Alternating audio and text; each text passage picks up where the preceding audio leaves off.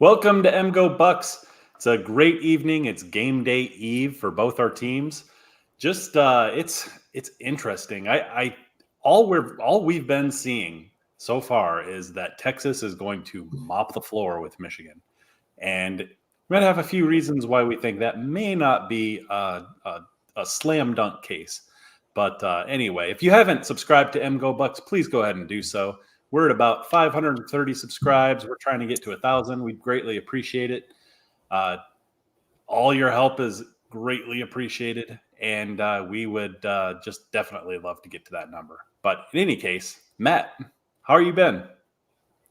Doing all right. I'm excited the NFL is back. I'm excited that college football is getting ready to jump into week 2. I guess we had week 0 already with Florida State debacle, and they've had 2 debacles. So is Florida State actually going to win this year? That's another interesting storyline.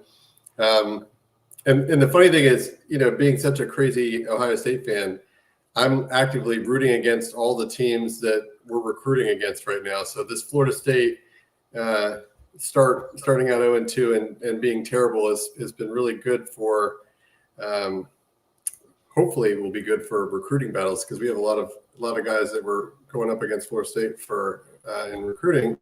I mean, it's not as big as some of the other schools, but it's still important. But yeah, I'm really excited because I think there are I would want nothing more than Michigan to lose every game, but I think that there's a lot of extra hype going into this. A lot of extra hype that Texas is getting that, people don't realize how much they lost. Now, they have a lot of young, talented people, so that's why it's kind of hard. Like, I don't know how many J.J. Smiths they have on their team, because they've been recruiting well too, and I haven't followed their freshman recruiting and stuff like that. But, I mean, they lost 2 amazing receivers last year, Worthy and Mitchell, and, both those guys were studs. And even with those receivers, Texas was only able to make Quinn Ewers, a good quarterback. He wasn't even an elite quarterback last year. Now, granted, this will be his 3rd year starting, and he should get better. But, he did lose both his top 2 running backs to injury in the offseason, and the top 2 receivers, who were not just top 2, but 2 unbelievable receivers who were lighting it up in the NFL, or at least Worthy is already. So replacing all that is going to be difficult. And aside from Quinn Ewers being overrated quite a bit, still good, but definitely overrated, he's going up against an unbelievable defense. So how is he going to do with, 2 of the best defensive ends in the country? And that's not even including Mason Graham in the middle, and just an incredible defensive line. They got the linebacker from Michigan, who's, also good at getting interceptions.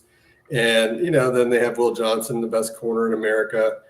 And if Sabb didn't transfer to Alabama, you guys would be in really good shape. So defensively, you guys are going to keep this basically as long as the offense can do anything, even just a little bit, just to give the defense a little bit of a break. I think that Michigan should be able to keep this close. And people have been jumping on Texas on the betting lines. I think it started at 2.5 or 3, and then it immediately moved up to 5 after Michigan had the close game. And then I think last I saw it was up to 7.5 in favor of Texas. And it's at Michigan, so it's hard to play. Michigan's not the most it's not the loudest stadium in the world, even though it does have a lot of fans. It's still not super loud, but it's still over 100,000 people, and it's going to be relatively loud. It's not going to be an easy environment to play in, and they have a lot of young starters on offense, and I think they're going to be not used to just they're thinking that they're just going to be scoring left and right, and they're not going to have any of that. So it's just going to be quite I think it's going to be a lot of fans in general are going to be shocked at how close it is, especially in the first half. And maybe if they can completely shut down the Michigan offense, then maybe by the second half they pull away. But I just think that Michigan is going to get the running game I think they're going to get enough on the ground, even if Orgy is going to be, just running 90% of the time. Like him running with your running backs should be enough just to be able to at least waste some clock and get 15, 20 points. And 20 points should be close to enough to win this game. I think with Michigan's defense. It's just, I think if they're smart, they're not going to use. Who's your other quarterback? Is it Warren? Is that his name? Yeah, Davis Warren. I don't think that he's going to be able to. If they win, I think they're going to have to be using Orgy a lot. I think any effectiveness is going to come from him. Maybe Warren can get a little something going here and there, but I just think that. Because the strength of Texas last year was their defensive tackles. They lost both those guys, and their defense wasn't good last year anyway. Aside from that, so there's a lot of reasons why I think that Michigan. It's not like it's going to be a stretch to assume that Michigan can get a little bit going on the ground, and they're just going to have to make 4 or 5 pass plays throughout the day. I mean, it's not like I'm saying that they have to do anything crazy here, but just have a decent running game, and I think that they'll be okay. Yeah, it's interesting. I think so. Yeah, I'd love for everyone to know this, and we'll give our picks after the show, or like towards the end of the show. But what's your score prediction for Texas visiting Michigan? I think that you made some really good points, especially on defense. I think Michigan is one thing that did concern me, though. I don't know if you watched much of the game from last week. Wink Martindale is known for being a little aggressive. 60% blitzing. As far as saying Don Brown aggressive. Yeah. Like Don Brown stubborn really is what that is. But he did get the one touchdown that Fresno State scored was during a blitz on zero coverage. And I just had like this weird, like cold sweat flashback of the Ohio State game in 2022. Yeah. And so that scares me a little bit because he's known for that. And you never know if he's just kind of like what he was specifically doing in that game. Michigan tends to use the games that, not that I wouldn't say that don't matter, because Fresno State is a good football team. They're ranked like 46 or 47, something like that in the country when Michigan played them. They're a good team. And they beat Purdue last year. They went 9-4. Like they were not just like a mop the floor type team. So for Michigan to struggle a little bit wasn't surprising. And if anyone has seen Michigan play, like teams that are kind of down in the dirt, not necessarily terrible teams, but you made fun of me endlessly last year when Blake Corum was getting 3.9 yards per carry and 4.2 yards per carry on teams in the beginning when they should have been just blowing them out. It's just typical. You would watch Corum, Donovan Edwards run into the pile all year last year, game after game. And it just didn't look that impressive until the end when maybe they just turned it on. I'm not sure what they're doing. I don't know if Sharon Moore or Jim Harbaugh was just using that as like practice time or something. It's almost like they just didn't even care about like what anyone thought of those games whatsoever. But on offense, one thing that I've noticed, everyone is down on Davis Warren so bad. And I don't know what game anyone was watching last week, but I thought he looked really, really good considering. I mean, if you squint, he looks a little bit like J.J. McCarthy out there. Not just because he's got kind of blondish hair, but they're built the same. He throws the ball with really good velocity. He was accurate. He missed on a couple deep balls, but J.J. missed on deep balls. I mean, as long as he can hit, excuse me, those crossing routes to the tight end, as long as they can, keep the defense a little off balance and still run the ball, I think they'll be all right. The only part I was really disappointed in last week was Donovan Edwards. I mean, I was expecting the offensive line to, not be as good or, take some time to get rolling. I was just really disappointed in Donovan Edwards because I had told myself, and I think a lot of people in Michigan fans had told themselves Donovan Edwards, as long as you make him the starter and there's no one else there, he's just going to somehow light it up. And it just didn't happen. And I'm really sad now because that was like one of the Michigan's ace in the hole type hands that it was going to be him. He was just going to have this Heisman career, and everyone kind of thought that. Even you and everyone, like Buckeye fans, probably thought that too to some degree. And to see him, well, I mean, my big concern going into the season was because you guys lost your top 6 offensive linemen, so I was a little bit hesitant that he would be able to do much because of that. But I think that I mean, Edwards pretty much only has good games in big games. When it's not a big game, he pretty much doesn't do anything for whatever reason. But when he's playing Alabama, when he's playing Washington, when he's playing Ohio State, when it's a game that matters, he makes huge plays. Yeah. Well, yeah, I mean, Donovan, I think big game Don, everyone's calling him. One game he didn't do a lot in is that game against Ohio State last year, 2023. Yeah. He did not make very many plays against Ohio State. Well, even Corum didn't do that great either. He had a nice 20-yard run after your offensive lineman got injured, and our safety missed the tackle. No. That wasn't Donovan Edwards. That was Blake Corum that scored that touchdown. No, that's what I said. I was saying Corum didn't have a good game either, and except for that run. Yeah. Yeah, I mean, it wasn't a bad game, but he just had, just an okay game. He had an okay game. The game was pretty much won with that 20-yard run, and then the really close call on the touchdown pass where Burke, potentially intercepted it or not. The game pretty much hinged on that. And then, of course, the interception from Will Johnson had at the beginning of the game. I mean, that was huge too. Yeah, very true. Very true. And about Davis Warren, I went back and I watched all of his, it was mostly spring game videos, basically tape. But he does also have the ability to run. Now, he didn't do that against Fresno State at all. But I would say he's not as fast as JJ. It's a little bit slower, but he's got some wheels to him. They didn't do that against Fresno, obviously, for obvious reasons. Yeah. So I think they're going to break that out against Fresno too, or against Texas coming up. Basically, he's basically discount JJ is what Davis Warren is, and that would be good enough if. So are we talking discount JJ or is it like Temu JJ? I would say he's discount JJ. He's dollar store JJ, but I don't think that he has JJ's talent overall per se. He's a walk-on.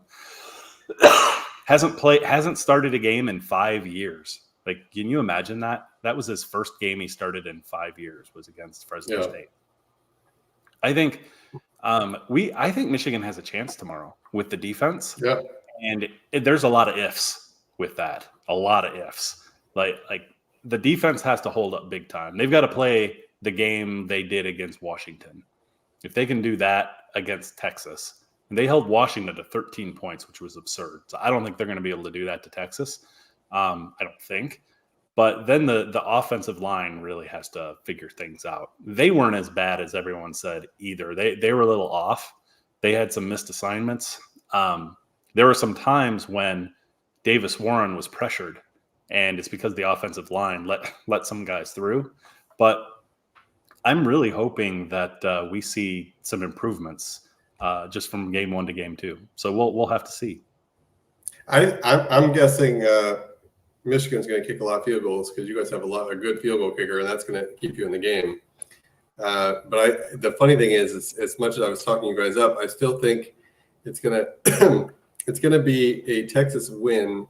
They're not going to cover. I think that they're going to win 24-16 because I think Ewers is going to struggle a bit, and I think Arch Manning is going to come in and it's going to win the game in the second half. He's going to get injured. You think that Ewers is going to get injured? I'm actually scared. I think he's going to get benched because he's not going to do well.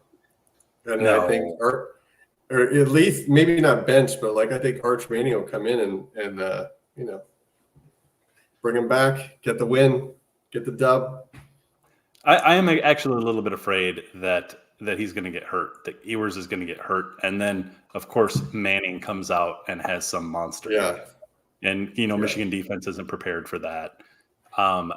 It's just really, that's not going to happen. but I do have a little bit of fear of that happening. And the only reason I do is because of the couple times that it happened with Ohio State, where who was it? JT Barrett got injured, and then what team came in? You have a little PTSD from that.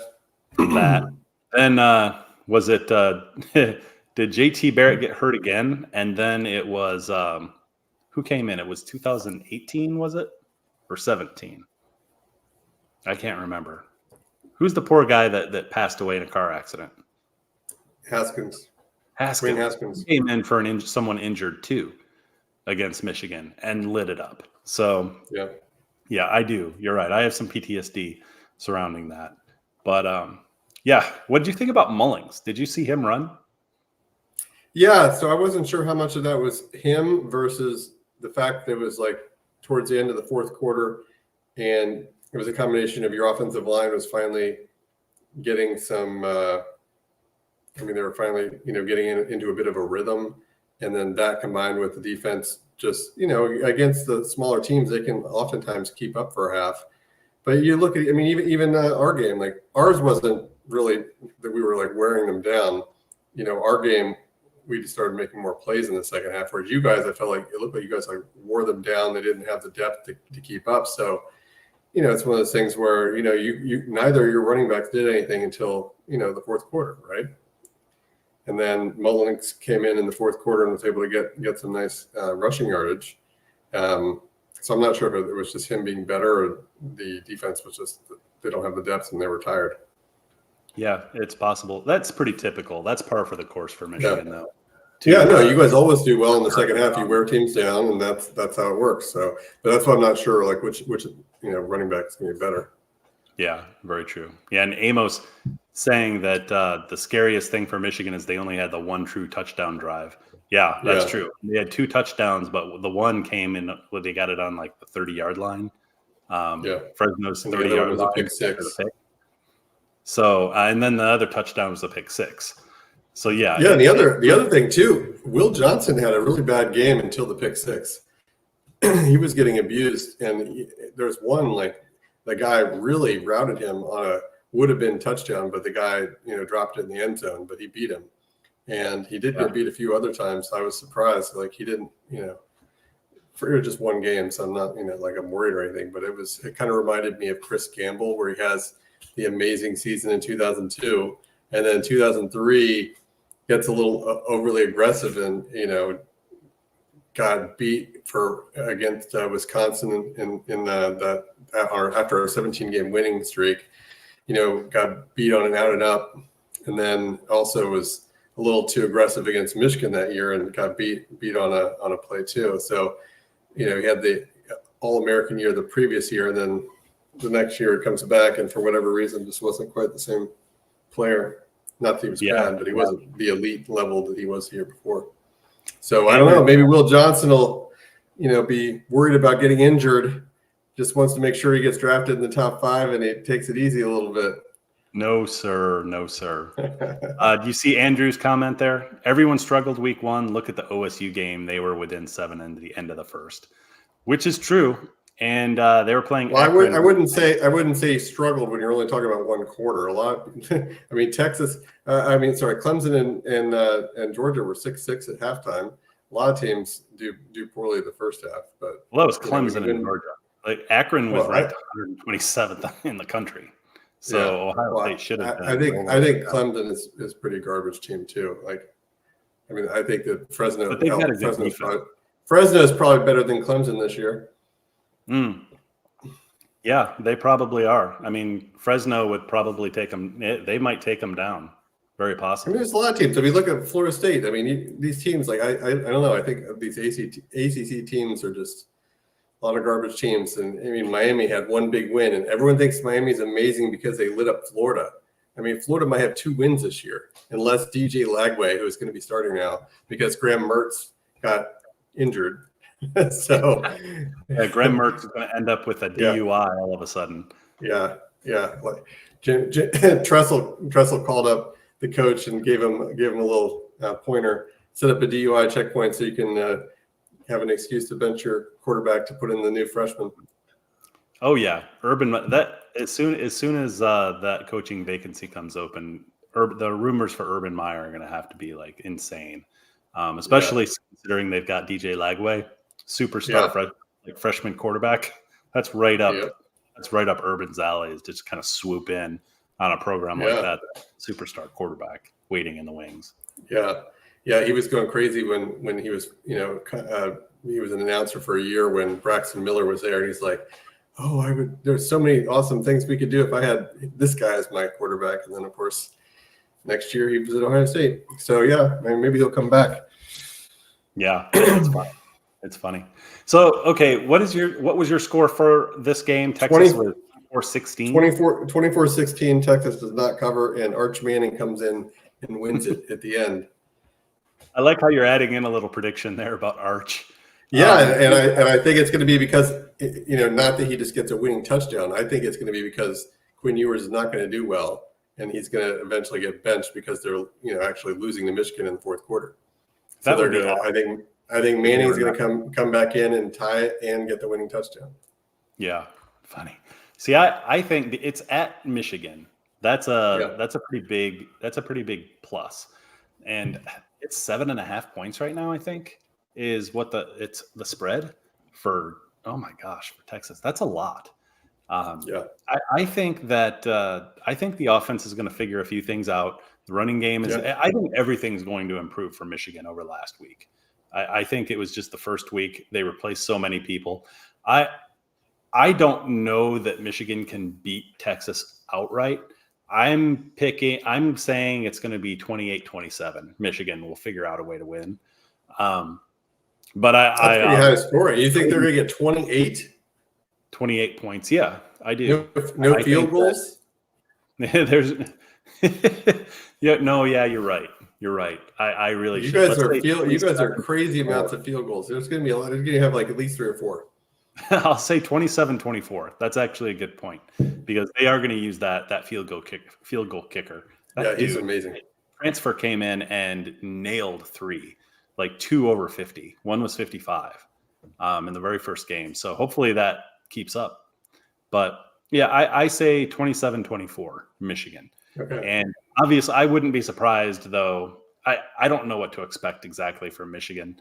Um, I don't think they're going to get blown out with the defense. I think it'll still be a pretty close game. But Yeah. I really see Texas as like Washington last year. And if the defense can really just handle Texas in that offense, and remember, Texas lost some running backs, some really talented running backs. Yeah. That guy Blue was good. I watched him last week and a little bit of his film from last year. He's good. But I think Michigan can shut them down. They'll have a great offense, a great run defense. So that's what I'm thinking anyway. 27-24. We'll have Okay. to remember. So what about Ohio State? Are we going to be able to take down the mighty Western Michigan squad this weekend? Obviously, Ohio State is going to win that game. You might have a little bit of more of a challenge on for the defensive side. But let's see. What is Western Michigan ranked? So Western Michigan was beating Wisconsin by 2 touchdowns in the fourth quarter last week, and somehow Wisconsin came back and won. So Yeah. it was pretty surprising. Like I I thought wonder if that's a Wisconsin was actually going to lose that game. like you said, is that a reflection of Wisconsin or Western Michigan? Yeah. Yeah, I mean, What's everyone was the talking in the Michigan offseason about how, I mean, Luke Fickell did well at UC, made it to the playoffs. And he had a good coaching staff. It's just, man, like you can't be almost losing to Western Michigan. Like that's just not good. Very surprising. So I'm a little, I mean, I shouldn't be worried, but like, I mean, that's a little crazy. Like no one thinks Wisconsin is going to be a bad team. And for them to barely win, and maybe their quarterback is just terrible. I didn't see the game, so I'm not sure. I didn't see the game either because, I mean, there's just no point in watching those types of games, Wisconsin versus Western Michigan. But I do think the Buckeyes are going to be a little better, I think, this year than I thought. And I think the quarterback, Will Howard, is going to be a little bit better than I thought initially, too. But I'm not sure. I mean, these are some pretty bad teams. Western Michigan's ranked 111th in the country, and Akron was 127. So I'm not sure what we're going to see. I mean, I keep waiting for Will Howard. What's Wisconsin ranked then? They almost lost to this team. It's really hard to look teams up who aren't in the top 25. You've literally. So Wisconsin's ranked. Are you looking at like is that like under a power ranking or what kind of ranking is this? Huh? The Athletic. Okay. Like every FBS team ranked, essentially. And then we had Oregon. They struggled. They were supposed to have like an awesome quarterback, awesome offensive line. They were who I was picking to be possibly number one even in the Big Ten. I was ranking them ahead of Ohio State, but now it's like I don't know what to think about anything anymore. Yeah, they look like the fourth best team, maybe the fifth best team. Yeah, I mean, honestly, it looks like the rankings right now. You would have to have it like Ohio State, and then Penn State, USC. I'm not sure which of those two is better, and then Michigan, Oregon. I mean, I think Oregon was the worst of those five so far.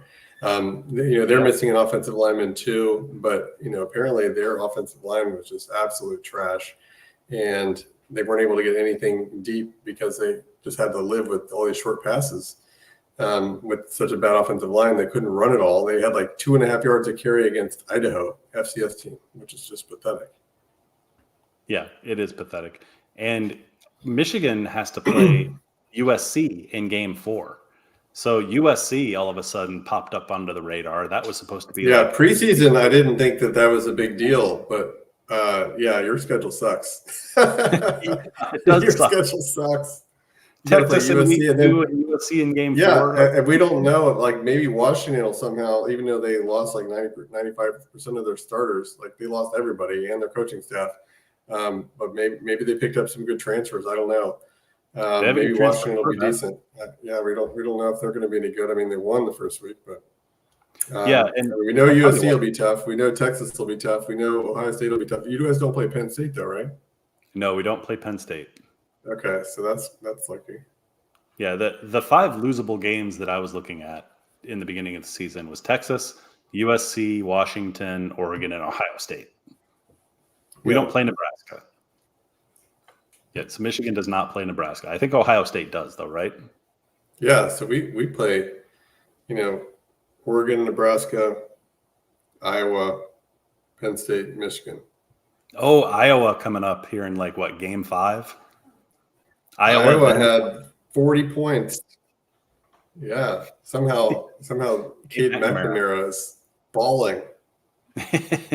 Hey, you know what's hilarious is there's part of me that would like to actually have Cade McNamara back, just because he's a Big Ten champion for Michigan. Essentially, he's over there at Iowa, and we didn't even get a transfer quarterback. But I still think, and I mean, getting back to Michigan a little bit, I still think Davis Warren looked a lot better than what anyone's giving credit. Did you watch the video I sent today? You probably didn't. It was pretty boring. What was the video? For a Buckeye fan. I sent the highlights of Davis Warren through his Michigan career. No. And granted, it was mostly spring games, but if you just watch, I'm supposed to watch David. I'm a big football fan, but I'm not going to be watching Warren spring game footage. But even if you just watched every pass from last week, there's a video out there on YouTube you can grab. Mm-hmm. It's Davis Warren, every pass play against Fresno State.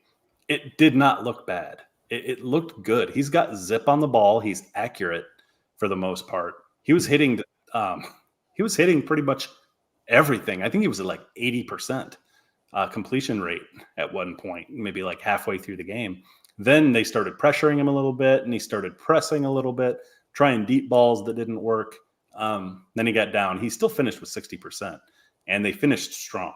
So I don't know. I might have some Michigan blinders on.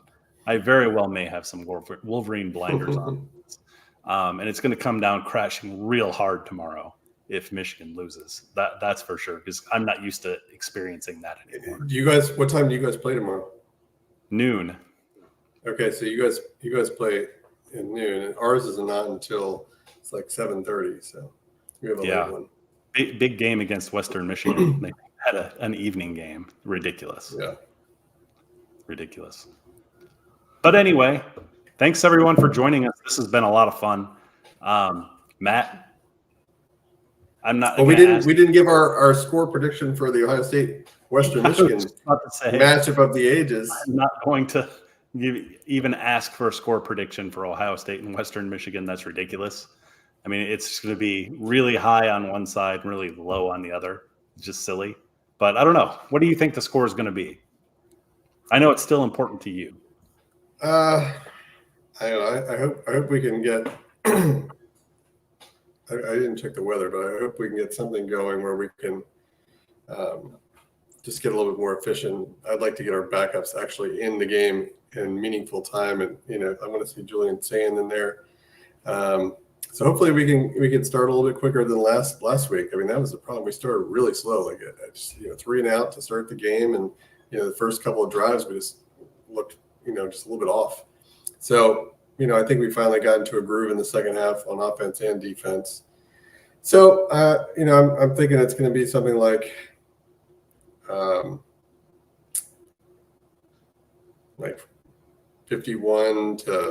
or something. 51-7.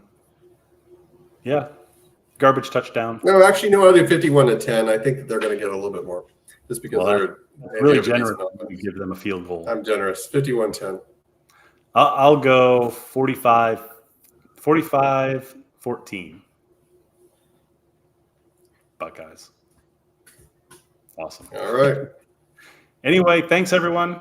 Great seeing you. Great talking to everyone. We will hopefully talk to everyone real soon, and we hope that Michigan takes down Texas. So go Blue. Go Bucks.